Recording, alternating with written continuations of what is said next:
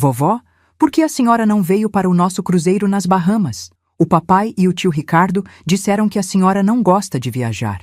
A voz do meu neto de 8 anos, pura e inocente, atravessou o telefone como uma faca gelada.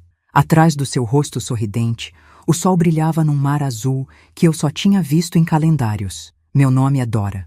E naquele exato momento, no dia do meu aniversário de 78 anos, eu descobri que o amor que dediquei a vida inteira aos meus filhos tinha sido trocado por uma mentira de luxo. A solidão nunca doeu tanto. O que você faria no meu lugar? Escute a minha história até o fim e me diga: o que você teria feito no meu lugar? Também me diga de qual cidade você está me ouvindo. Preciso saber que não estou sozinha nisso. Se você quiser ouvir mais histórias como esta, inscreva-se no canal. A chamada de vídeo se encerrou, mas a imagem daquele navio imenso e da água cristalina ficou queimando na minha retina. A tela do celular ficou preta, refletindo meu rosto envelhecido na penumbra da sala. O silêncio da minha casa, que antes era apenas companheiro, tornou-se pesado, opressor. Um bolo de aniversário barato que eu mesma comprei estava intacto sobre a mesa da cozinha. As 2 velas, um 7 e um 8, pareciam zombar de mim. Eu não chorei. As lágrimas secaram antes mesmo de nascer, substituídas por um frio que subia pela espinha e se instalava no peito. Um frio de compreensão, de clareza. Meus filhos não eram apenas ausentes. Eles eram cruéis. E eu, a tola que acreditou em cada palavra deles. 2 dias antes, eu tinha ligado para o Ricardo. A voz dele no telefone era um poço de lamentação. Mãe, desculpa, mas a firma está mal das pernas. Não temos dinheiro nem para a gasolina. A senhora sabe como está tudo caro. Cada sílaba era calculada para gerar pena, para me fazer sentir culpada por pedir a presença dele no meu próprio aniversário. Eu, que passei noites em claro costurando para comprar o primeiro computador dele, engoli a desculpa. Agradeci a ligação, disse que entendia e desejei que as coisas melhorassem. Mal sabia eu que o único aperto que ele estava passando era o do cinto de segurança do avião que o levou até aquele paraíso flutuante. Logo depois, liguei para a Carla. A história foi quase a mesma, como se tivessem ensaiado juntos. O Marcos perdeu um bônus, mãe. Estamos cortando tudo. Este ano não vai dar, me perdoa. A voz dela tinha um tom de mártir, de quem sofre por não poder cumprir uma obrigação sagrada. E eu, mais uma vez, caí. Disse para ela não se preocupar, que a família vinha em primeiro lugar, que o importante era que eles estivessem bem. Que ironia! Eles estavam ótimos, brindando com bebidas coloridas em algum lugar onde meu nome sequer era mencionado, a não ser como uma desculpa conveniente para justificar a minha ausência. A mãe que não gosta de viajar. Essa manipulação não era nova. Eu só não queria enxergar. Quantas vezes ouvi frases como: mãe, a senhora não quer que a gente se preocupe, né? Melhor ficar quietinha aí na sua casa, é mais seguro. Eles me transformaram em um bibelô frágil, uma velhinha que precisava ser protegida do mundo, quando na verdade estavam apenas me protegendo de suas próprias vidas, das quais eu não fazia mais parte. Me colocaram numa prateleira empoeirada para ser lembrada apenas quando a consciência pesava. E pelo visto, a consciência deles andava muito leve ultimamente. Onde foi que tudo mudou? Quando foi que meus filhos se tornaram esses estranhos? A minha casa, que um dia foi cheia de risadas e cheiro de bolo assando, agora cheirava a mofo e a solidão. A Patrícia, esposa do Ricardo, uma vez comentou isso na minha frente, com um sorrisinho de desdém. Essa casa tem um cheiro de coisa guardada, né? Eu nunca esqueci. Era o cheiro das minhas memórias, dos sacrifícios, das noites que passei naquela máquina de costura para que o filho dela tivesse a melhor educação. O tic-tac do relógio na parede era o único som constante, marcando cada segundo da minha invisibilidade. Cada tique era um lembrete. Mais um segundo sozinha, mais um segundo esquecida.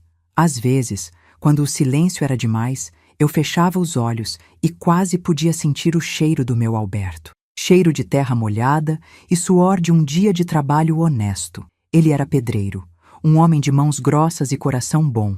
Faleceu há 10 anos, num acidente na obra. Sua última promessa para mim não foi sobre os filhos, mas sobre mim mesma. Dora, vou cuidar dos nossos filhos, Mas também vou me cuidar, meu velho. Foi o que eu disse a ele no hospital. Uma promessa que eu estava quebrando. Eu não estava me cuidando. Eu estava deixando que me apagassem aos poucos, me tornando um fantasma dentro da minha própria história. Lembrei do dia em que vendemos aquele pequeno lote de terra, a única herança dos meus pais. O dinheiro foi todo para a faculdade de engenharia do Ricardo e para a festa de casamento da Carla. Eu me lembro do Alberto, olhando para aquele chão batido, com os olhos marejados. Dora, este chão é nossa segurança. Mas o futuro deles é o que importa. A gente se vira.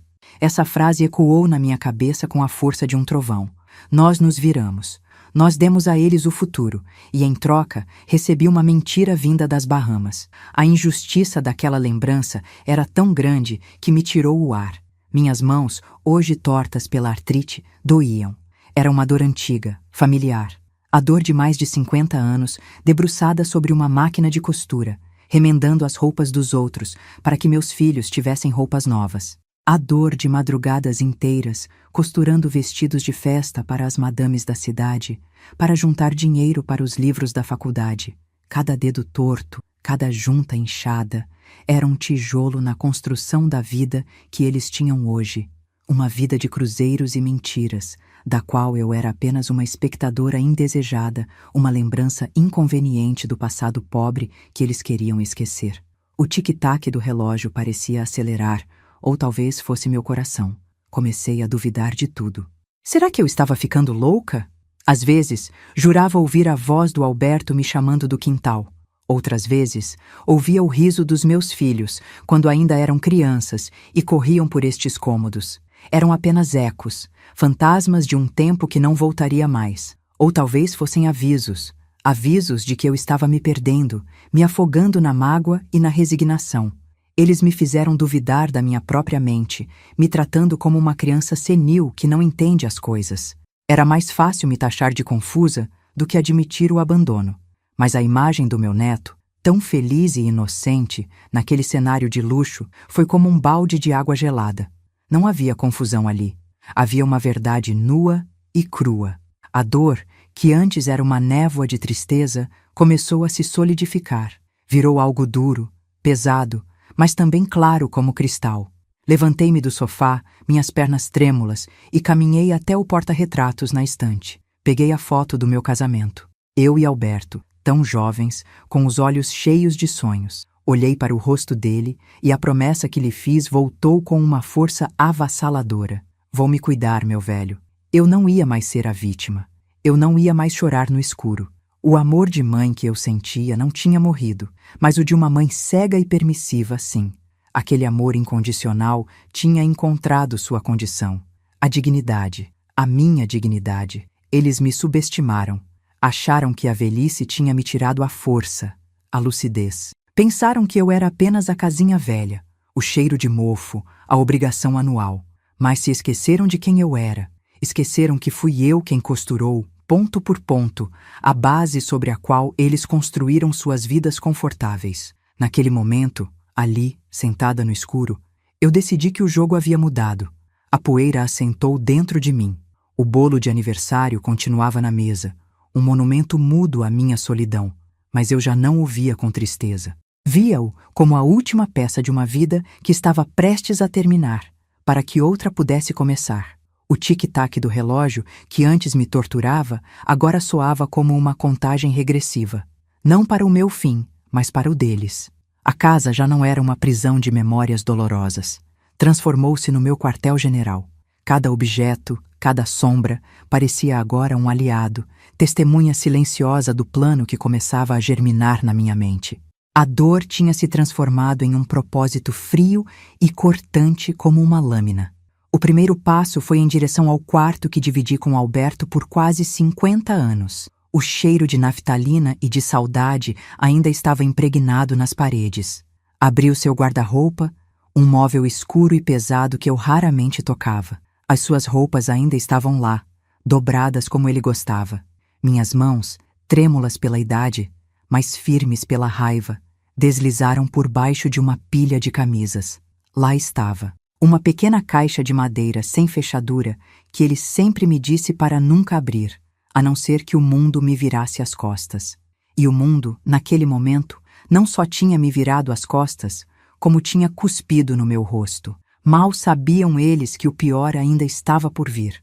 Dentro da caixa não havia dinheiro, nem joias. Havia um maço de papéis amarelados, presos por um elástico ressecado e uma única chave. Eram escrituras de terrenos em cidades vizinhas, extratos de uma conta de investimento que eu nunca soube que existia, e um cartão de visitas de um advogado, Dr. Mendes, com uma anotação no verso: "Ele sabe de tudo. Confie nele." Lembrei das palavras do Alberto, ditas numa noite chuvosa, anos antes de morrer. "Dora, nossos filhos são bons, mas o dinheiro muda as pessoas. O mundo lá fora é cruel. A gente precisa ter um chão só nosso, um segredo que ninguém possa tirar." Eu não entendi na época, mas agora cada palavra dele era como um evangelho. Ele tinha razão. Alberto, meu pedreiro de mãos calejadas, era mais sábio que qualquer doutor. Ele viu a semente da ganância nos genros e noras que estavam por vir. Aqueles terrenos, que ele comprou com o suor do seu trabalho extra e o dinheiro que investiu, eram o nosso verdadeiro chão. E ele me fez prometer que aquele patrimônio seria para a minha dignidade, não para a vaidade deles. "Eles precisam aprender a andar com as próprias pernas, como nós fizemos", ele dizia. E eu, por lealdade à sua memória, mantive aquele segredo trancado por 10 longos anos, vivendo com a minha pequena pensão, acreditando nas mentiras dele sobre dificuldades financeiras. Eles me fizeram sentir pobre, necessitada, um fardo. Acharam que eu vivia de migalhas, dependente da boa vontade deles para um telefonema ou uma visita esporádica. A ironia era esmagadora. Eu estava sentada sobre uma fortuna, enquanto eles me contavam histórias tristes para justificar o abandono. Aquele dinheiro não era uma arma de vingança, eu percebi. Era uma ferramenta de justiça. Era o legado do meu marido, um legado de dignidade. Eles pensavam que eu era apenas a velhinha da casa com cheiro de mofo. Mal sabiam eles que o mofo escondia um tesouro que mudaria tudo. Mas a palavra de um neto, por mais pura que fosse, não seria suficiente. Eu precisava de provas, provas concretas, irrefutáveis, da mentira deles. A tecnologia sempre foi um bicho de 7 cabeças para mim, mas eu sabia que era nela que as pessoas se exibiam, que deixavam rastros de suas vidas verdadeiras. Lembrei da minha neta, a filha da Carla, sempre falando de uma tal de rede social, onde ela postava fotos de tudo. A humilhação me deu uma clareza que eu não sabia que possuía. Eu não ia pedir ajuda aos meus filhos, claro. Eu precisava de um cúmplice que não fizesse perguntas. No dia seguinte, bati na porta da minha vizinha.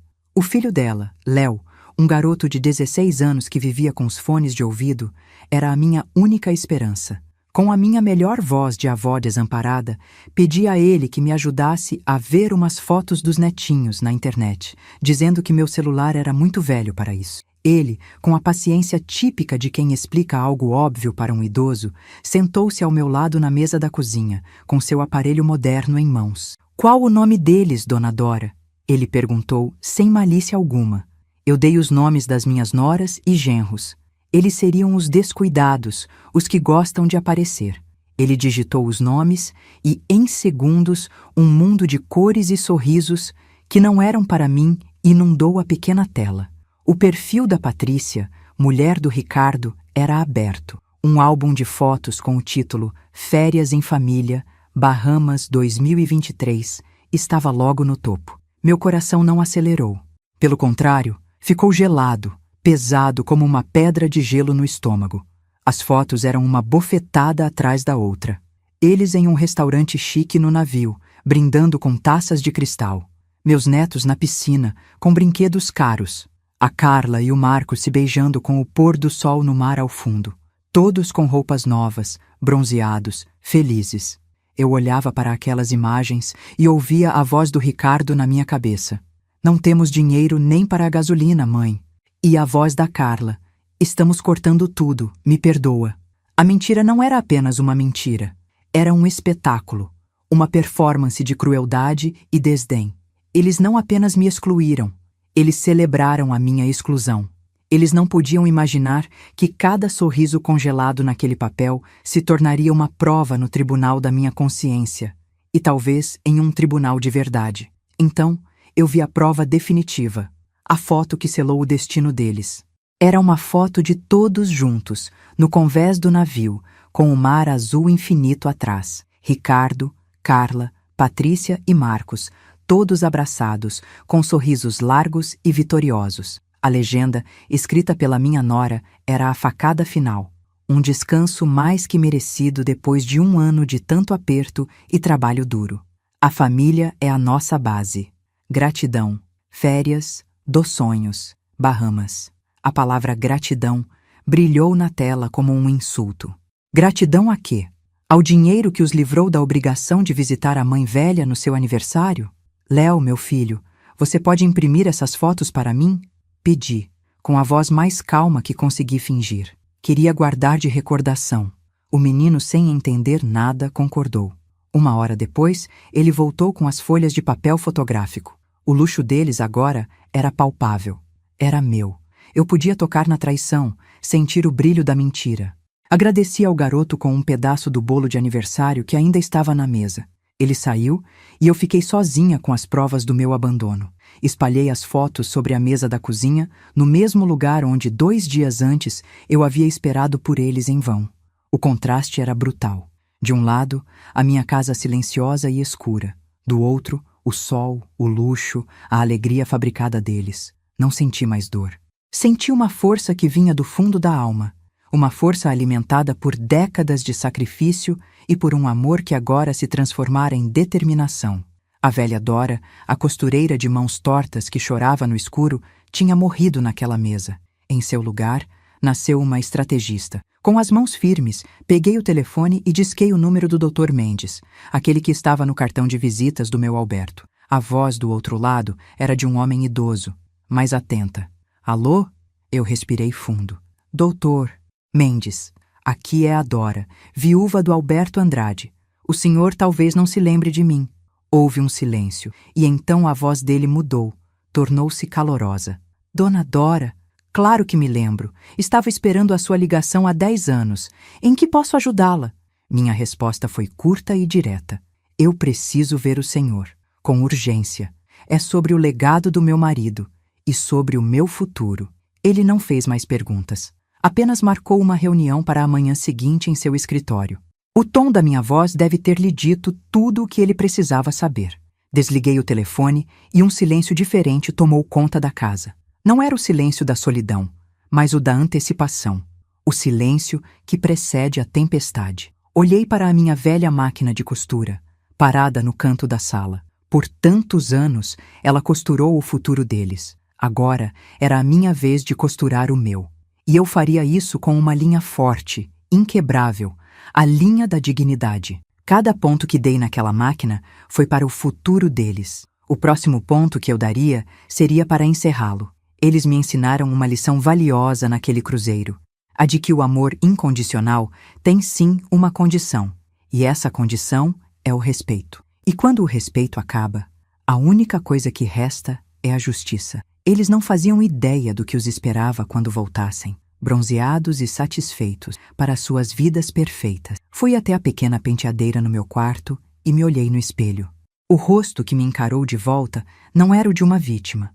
Era o de uma mulher que, aos 78 anos, finalmente entendeu que a maior herança que poderia deixar não era dinheiro, mas uma lição.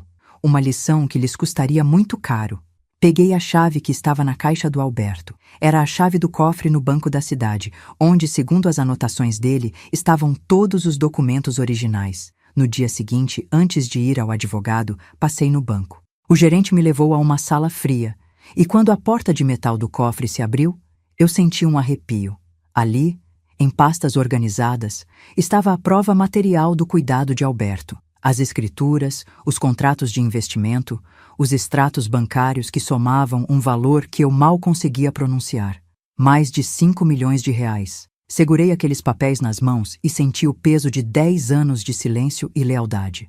O peso da minha liberdade. Voltei para casa com a pasta debaixo do braço. As fotos do cruzeiro ainda estavam sobre a mesa. Coloquei os documentos ao lado delas. A mentira e a verdade lado a lado. O palco estava montado. O roteiro, escrito na minha cabeça. Eles voltariam de viagem em breve e, sem dúvida, ligariam, cheios de desculpas ensaiadas e falsos afetos. Mas a pessoa que atenderia ao telefone não seria mais a mãe boazinha e compreensiva, seria a juíza do próprio destino. A cortina da minha tristeza tinha se fechado. Era a hora de o espetáculo da justiça começar. E eles seriam os protagonistas da própria ruína. A ligação veio 3 dias depois que eles voltaram. A voz de Ricardo no telefone era melosa, cheia de uma falsa preocupação que me revirou o estômago. Mãe, desculpa a demora para ligar. A volta foi uma correria. Como a senhora passou o aniversário? Eu respirei fundo, sentindo o gelo se formar ao redor do meu coração. Minha voz saiu calma, firme, um tom que ele não ouvia há anos. Passei bem, meu filho. Tão bem que quero comemorar com vocês. Venham jantar aqui em casa no sábado. Todos vocês. Tenho um assunto importante sobre o futuro da família para tratar. Sobre o nosso patrimônio. O silêncio do outro lado da linha foi a prova de que a isca tinha sido mordida. A palavra patrimônio fez a ganância deles vibrar através do fio do telefone. No sábado, a casa estava impecável. Não era um cheiro de festa, mas de solenidade. Preparei a mesa de jantar na sala, a mesma mesa onde eles aprenderam a comer sozinhos, onde fizeram dever de casa e onde choraram por corações partidos. Coloquei a melhor toalha, aquela que só usava no Natal. Mas não cozinhei um banquete. Fiz o prato preferido de Alberto, um frango ensopado simples, com polenta. Era uma comida de gente pobre, de gente que se vira com o que tem. Um lembrete silencioso de onde eles vieram. O tic-tac do relógio na parede soava como uma marcha fúnebre para a vida que eles conheciam. Eu não estava nervosa. Pela primeira vez em anos, eu estava no controle total do meu próprio destino. Eles chegaram pontualmente, o que já era um milagre. Entraram na minha casa como se estivessem visitando um museu de uma vida passada. Estavam bronzeados, radiantes, vestindo roupas que custavam mais do que a minha pensão de um mês inteiro. A Patrícia, minha nora, forçou um sorriso e me entregou uma caixa de bombons baratos. Uma lembrancinha para a senhora, sogra. A Carla me deu um abraço rápido, sem calor, e o Marcos, meu genro, mal olhou nos meus olhos. Meus netos correram para o quintal. Eles eram as únicas almas inocentes naquela casa, e eu me certifiquei de que eles estivessem longe quando a tempestade começasse. A falsidade deles era tão densa que eu podia quase tocá-la. Sentamo-nos à mesa. O silêncio era pesado, cortado apenas pelo som dos talheres nos pratos. Eles comiam com pressa, ansiosos para chegar ao ponto principal, o tal patrimônio. Eu comia devagar, saboreando cada garfada, observando cada um deles. Via a impaciência nos olhos de Ricardo, a ansiedade disfarçada no sorriso de Carla. Eles me olhavam como se eu fosse um cofre antigo cuja chave eles finalmente iriam receber. Mal sabiam eles que eu era o próprio cofre e que eu já tinha decidido trancar a porta para sempre. A refeição simples parecia ofendê-los, mas ninguém ousou reclamar. A promessa de dinheiro os mantinha em seus melhores modos. Quando todos terminaram, eu não recolhi os pratos. Deixei que a cena daquele jantar modesto permanecesse. Juntei minhas mãos sobre a mesa, as juntas inchadas pela artrite, e comecei a falar. Minha voz era baixa, mas cada palavra pesava 1 tonelada. O pai de vocês, Alberto, trabalhou a vida inteira para que vocês tivessem o que ele nunca teve. Ele moveu céus e terras, vendeu o que era nosso para garantir o futuro de vocês. Olhei para Ricardo. Pagou sua faculdade de engenharia. Olhei para Carla. Pagou seu casamento de princesa. O desconforto começou a se instalar. Aquela não era a conversa sobre herança que eles esperavam. Por isso, continuei, mantendo o tom sereno. Quando vocês me ligaram dizendo que estavam passando por dificuldades, meu coração de mãe ficou em pedaços. Saber que meu filho não tinha dinheiro para a gasolina, que minha filha teve que cortar tudo, isso me tirou o sono.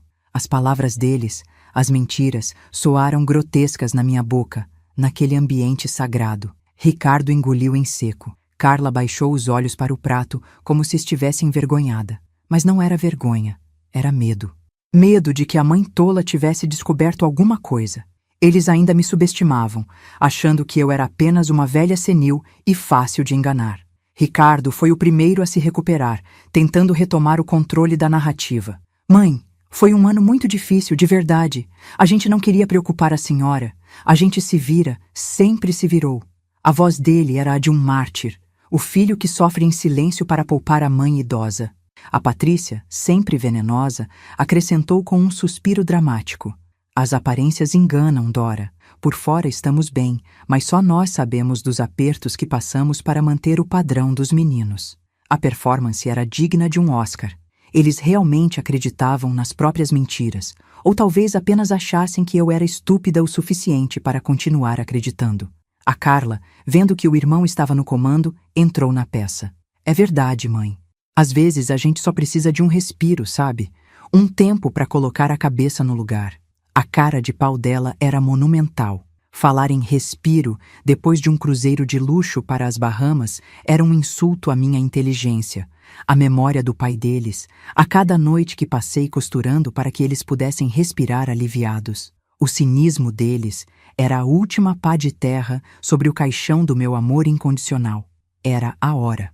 A hora de mostrar que o jogo tinha virado e que a jogadora que eles pensavam ser fraca, na verdade, tinha todas as cartas na mão. Foi então que, sem dizer mais uma palavra, eu me levantei, fui até a estante da sala e voltei com um envelope pardo. Sentei-me novamente e, com um movimento lento e deliberado, tirei de dentro dele as fotos que o Léo tinha impresso para mim. Espalhei-as sobre a mesa, por cima das migalhas do nosso jantar simples. As imagens coloridas e brilhantes do cruzeiro contrastavam violentamente com a toalha de linho desbotada. O sorriso deles no convés do navio, as bebidas coloridas, o mar azul, o luxo, a mentira escancarada. Fico feliz que, no meio de tantos apertos, vocês tenham encontrado um jeito de descansar, eu disse, e minha voz era puro gelo. O silêncio que se seguiu foi absoluto, um silêncio de choque, de pânico. As cores pareceram sumir dos rostos bronzeados. Ricardo olhou para as fotos como se fossem serpentes. Carla levou a mão à boca, seus olhos arregalados de pavor. A Patrícia ficou pálida como cera. O Marcos parecia ter encolhido na cadeira. Eles foram pegos da forma mais humilhante possível, pela inocência de uma criança e pela tecnologia que eles tanto amavam. A armadilha, tão simples e tão eficiente, tinha se fechado. Eles não tinham para onde correr. Não havia desculpa que pudesse apagar a imagem deles brindando a minha ausência. Ricardo tentou gaguejar uma defesa. Mãe, isso foi uma oportunidade única, um prêmio que o Marcos ganhou na empresa, a gente não pagou nada. A mentira era tão desesperada, tão mal construída, que chegou a ser patética. Eu o interrompi. Não com um grito, mas com uma calma que os aterrorizou ainda mais. Não minta mais, Ricardo. Não na casa do seu pai, não na minha frente.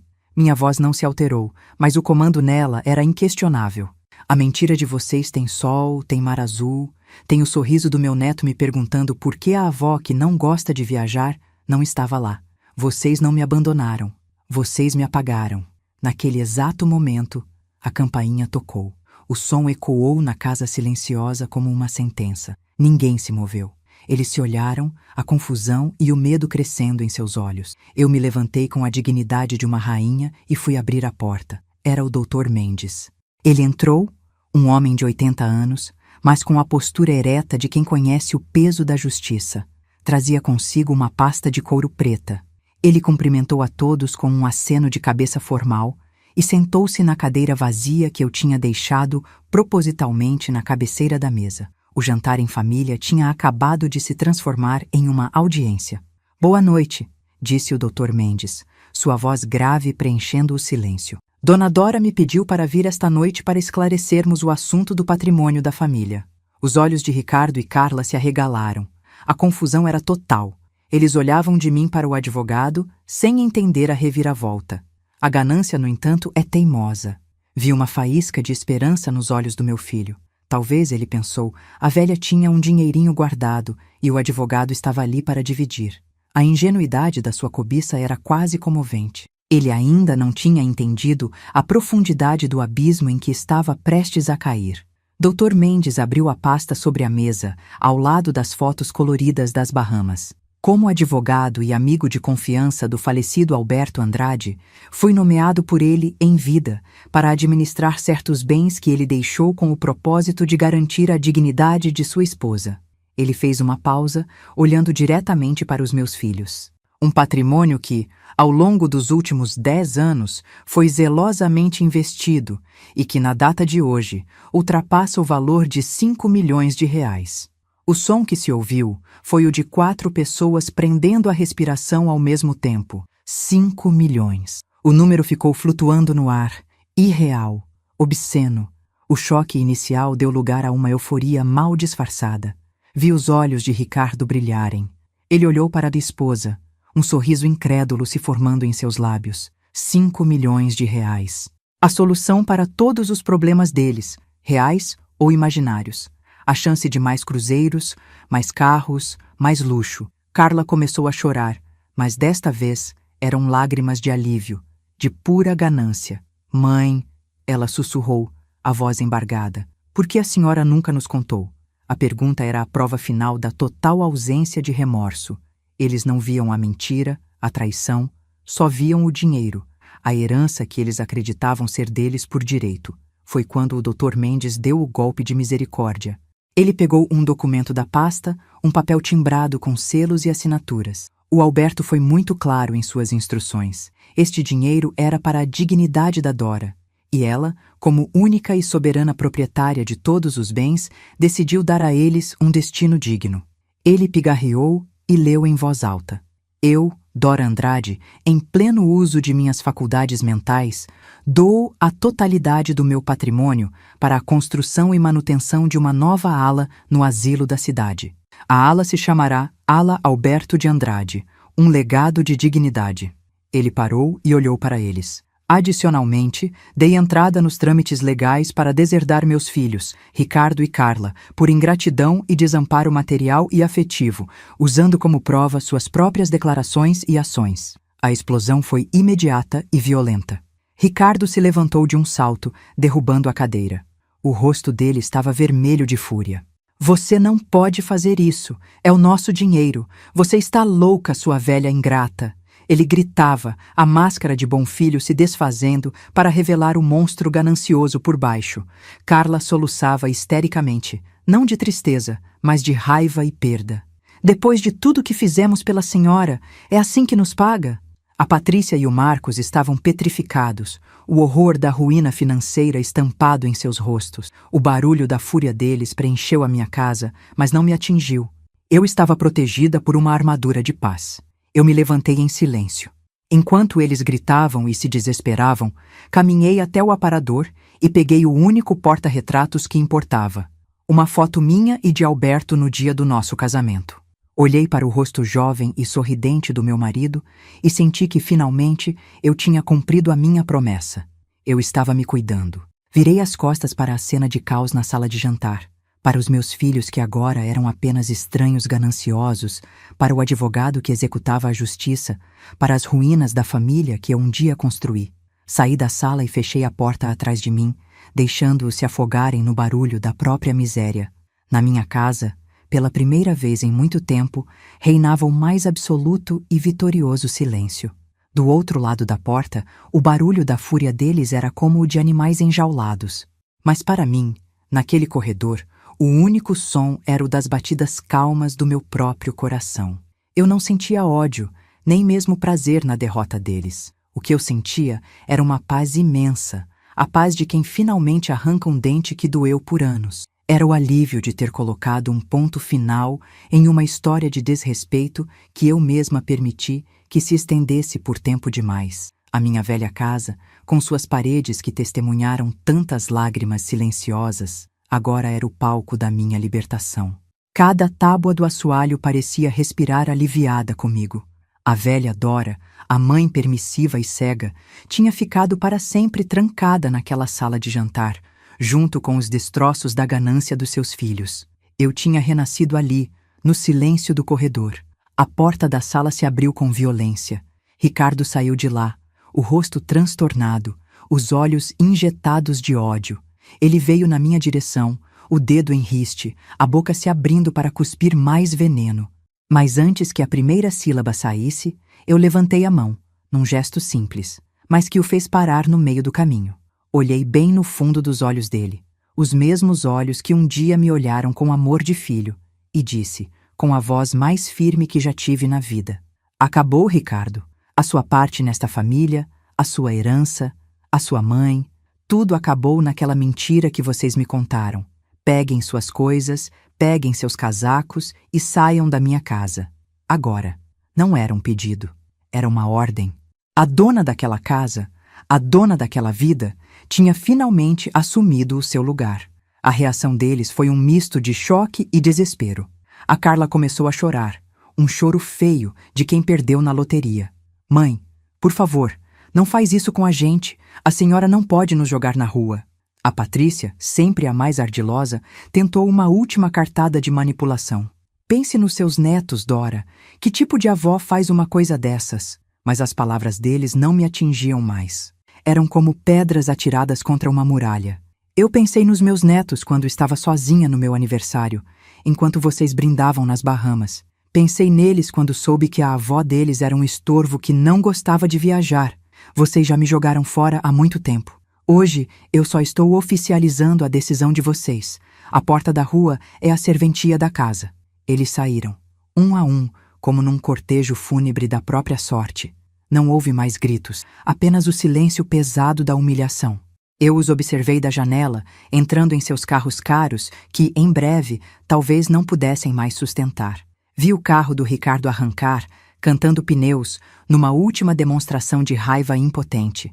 Quando o som dos motores desapareceu, a rua voltou ao seu silêncio habitual. Mas dentro de mim e dentro da minha casa, o silêncio era diferente. Era um silêncio limpo, leve. Abri todas as janelas, não para arejar o cheiro de mofo que minha nora tanto reclamava, mas para deixar a brisa da minha nova vida entrar e varrer para sempre os fantasmas da ingratidão e da tristeza que ali moraram. O Dr. Mendes saiu da sala de jantar, um sorriso discreto no rosto. Ele colocou uma mão no meu ombro. Seu marido estaria orgulhoso de você, Dora. Muito orgulhoso. Eu apenas assenti, sentindo um nó na garganta, mas um nó de gratidão, não de dor. Na semana seguinte, demos andamento a tudo. A doação para o asilo foi oficializada em uma pequena cerimônia. Eu não fiz um discurso. Apenas entreguei ao diretor uma foto do Alberto e disse: este homem acreditava na dignidade, que este lugar seja um refúgio para todos aqueles a quem tentaram tirá-la. A notícia se espalhou pela cidade como um vento de outono, e pela primeira vez, os olhares que eu recebia na rua não eram de pena, mas de um profundo e silencioso respeito. A vingança mais poderosa não é o barulho, minha gente. É o silêncio. É a sua vida seguindo em frente, mais bonita e mais forte, enquanto a deles se desfaz pelo próprio peso de suas escolhas. Meses depois, comecei a ouvir os boatos. O Ricardo, afundado em dívidas de jogo que ele escondia de todos, perdeu o emprego e o apartamento. A Carla e o Marcos se separaram. O dinheiro era a única cola que mantinha aquele casamento de fachada unido. Eu não senti alegria, mas também não senti pena. Senti apenas a certeza de que a vida, mais cedo ou mais tarde, apresenta a conta para todo mundo. Eles não precisaram que eu os destruísse. Eles eram perfeitamente capazes de fazer isso sozinhos. A primeira coisa que fiz com o dinheiro que reservei para mim foi vender aquela casa. Ela tinha sido meu lar, mas também minha prisão. Com o coração leve, comprei um pequeno apartamento no centro da cidade, com uma varanda cheia de sol, onde eu cultivo minhas flores. Troquei o tic-tac do relógio da sala pelo som da vida lá fora, das crianças brincando na praça, da música que vem da casa do vizinho. Troquei a solidão imposta pela companhia escolhida. Fiz amizade com outras mulheres da minha idade, mulheres com histórias de luta e superação. Nós tomamos café juntas, rimos das nossas dores e celebramos nossas pequenas vitórias diárias. Eu aprendi a viver de novo. E eu viajei. Ah, como eu viajei! Mas não fui para cruzeiros de luxo. Fui conhecer o mar, como eu sempre sonhei. Sentei na areia, com meus 79 anos, e deixei a água salgada molhar meus pés. Chorei, não de tristeza, mas de uma alegria tão pura que parecia lavar a alma. Viajei para a pequena cidade no interior onde meus pais nasceram. Andei pelas ruas de terra que eles pisaram e senti uma conexão com as minhas raízes que eu não sabia que precisava. Descobri que o mundo era muito maior do que as 4 paredes da minha casa e que eu, Dora, a costureira de mãos tortas, ainda tinha muito chão para percorrer. Eu não era uma velhinha que não gostava de viajar. Eu era uma mulher que ainda não tinha tido a chance de começar. Hoje, 2 vezes por semana, eu vou ao asilo. Não como a benfeitora, mas como uma voluntária. Sento-me na Ala Alberto de Andrade e converso com os idosos. Ouço suas histórias, seguro suas mãos. Leio para aqueles que já não enxergam bem. Ali, eu entendi o verdadeiro significado do legado do meu marido. Não era sobre o dinheiro, mas sobre o cuidado. Sobre garantir que ninguém se sinta invisível, esquecido. Meus netos? A justiça permitiu que eu mantivesse contato com eles, sem a interferência dos pais. Eles me visitam no meu apartamento novo, e na parede da minha sala não há mais fotos de uma família que não existe. Há apenas uma foto, eu e Alberto, jovens e cheios de sonhos. E ao lado, uma foto minha, sozinha na praia, sorrindo para o mar. A dor, às vezes, é a única coisa capaz de nos acordar para a vida. A humilhação que sofri foi a chacoalhada que eu precisava para me lembrar da promessa que fiz ao meu marido, mas principalmente da promessa que eu devia a mim mesma, a de me cuidar, a de me respeitar. Demorou quase 80 anos, mas eu finalmente entendi que o amor mais importante que podemos cultivar é o amor próprio. Ele é a única herança que ninguém, absolutamente ninguém, pode nos tirar. A minha história não é sobre vingança, é sobre dignidade. É sobre uma mulher que se recusou a ser um ponto final e decidiu se tornar um recomeço. Eles me deram a solidão, e eu a transformei em liberdade. Eles me deram o abandono, e eu o transformei em propósito. Eles queriam que eu desaparecesse no cheiro de mofo da minha casa velha, mas eu floresci no sol da minha varanda nova. A justiça que eu busquei não foi para puni-los, mas para me salvar. E eu me salvei. Hoje, quando olho no espelho, não vejo mais uma vítima. Vejo uma mulher forte, dona do seu destino, que aprendeu da maneira mais dura que, às vezes, para construir um futuro, é preciso demolir o passado com as próprias mãos, tijolo por tijolo. A minha jornada foi longa e dolorosa, mas cada passo valeu a pena. A paz que sinto hoje não tem preço. É a paz de quem sabe que fez o que era certo, não apenas por si mesma, mas pela memória de quem a amou de verdade. É a paz de quem pode, finalmente, dormir sem o peso da ingratidão alheia nos ombros. Eles escolheram um cruzeiro de luxo. Eu escolhi a mim mesma. E essa, sem dúvida, foi a melhor viagem da minha vida. Se essa virada te trouxe alívio, escreve justiça nos comentários e compartilha.